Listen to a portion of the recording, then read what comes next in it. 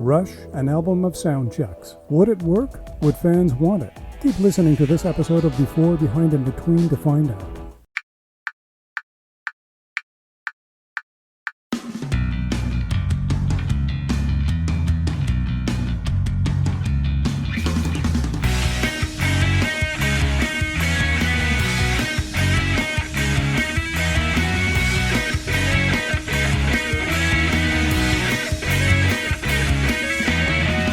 Podcast starts now. You know the great thing about concert DVDs? It's the bonus material. On more than a few Rush DVDs, that material included snippets from soundchecks, from a few shows, and other related warm-up material.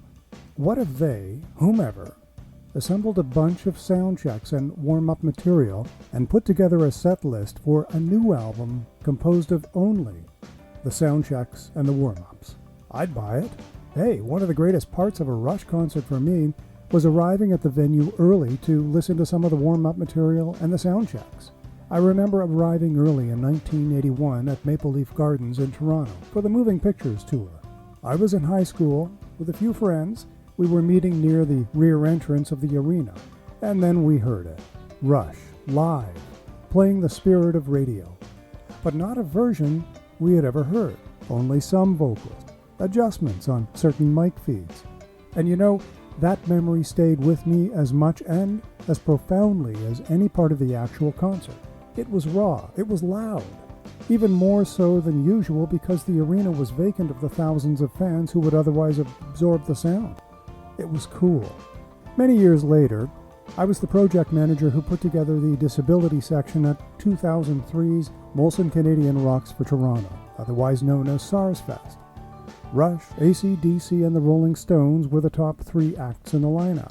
I was on site the evening before the show for some last-minute details and had the privilege of hearing three songs played for Rush's soundcheck, one being Dreamline. It was really cool, and I consider that experience almost as a mini concert in and of itself. Which bears the question, why not assemble a record playlist with checklist material? True, only die-hard fans and completists will likely buy it.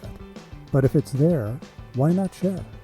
Such material has been considered worthy enough to include as bonus material in DVD concert packages, so why not put it together as an album?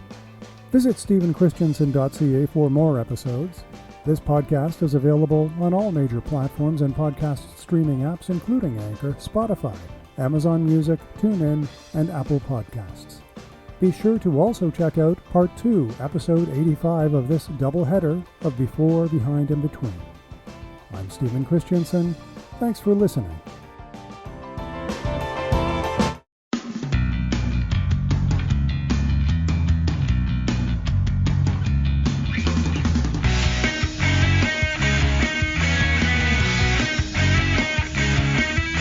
A production of Stephen Christensen.